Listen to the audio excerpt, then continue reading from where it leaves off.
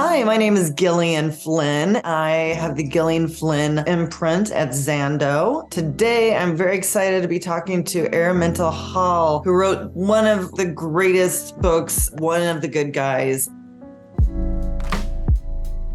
I think it speaks to so much about what it's like to be both a man and a woman right now. So I'm going to turn it over to Araminta. Araminta, can you just talk a little bit about what it's about?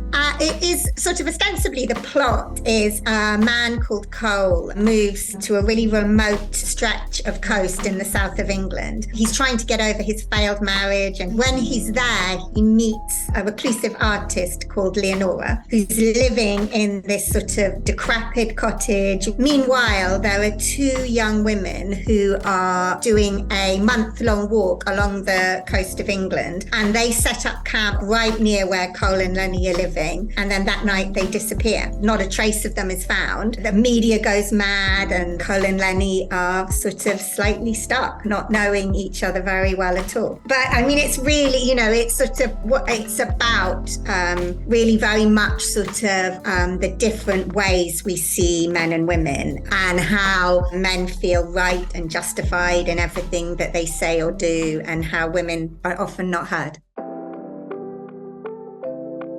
It is called One of the Good Guys, and I think one of the things that's so fascinating is that it has very much to do with a different kind of toxic masculinity. It's that kind of coercive control in a way of men who think that they are these great guys for doing basic things, which drives me insane. We protect men so much in our society, which is sort of fascinating, and we just let them get away with a lot. The bar to be a good man is pretty low, and the bar to be a good woman is sky high, so we are constantly giving men the benefit of the doubt. My most hated thing is when men who are looking after their own children refer to it as babysitting. That actually makes me want to I didn't want to write a book about a man who was abusive. We all know those stories. I was really interested in that idea of a man who believes himself to be good.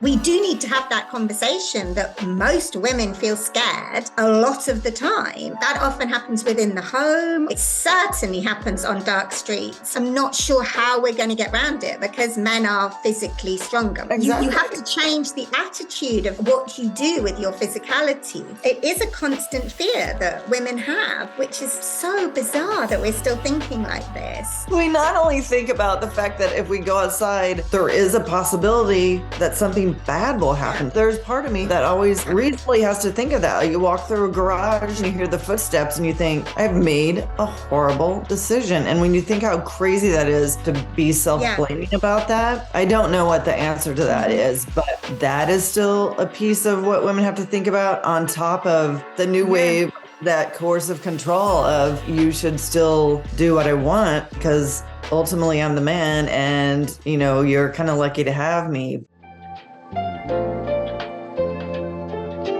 I want to read this part of your book because I think it nails it in basically a paragraph. Please remember how men employ lots of different tactics to make and keep women scared. Think of all the times you've been made to feel physically or emotionally vulnerable. Has anyone ever told you that they're protecting you, or that they know you better than you know yourself, or that no one will ever love you like they do? Have you ever said those words? Consider what those sentiments mean. It's all violence when you think about it. And it is, it's stuff that sounds pretty, and then you break it down and think about what that means. Like, you are the little animal that's being protected. The fairy tale is still very much that protection and the saving. It's a seductive idea, but it speaks to quite a base thing in all of us, that the man is going to protect, the woman is going to be protected. And, if you are the person who is protected, you really don't have much agency or power. We are going to have to make a change.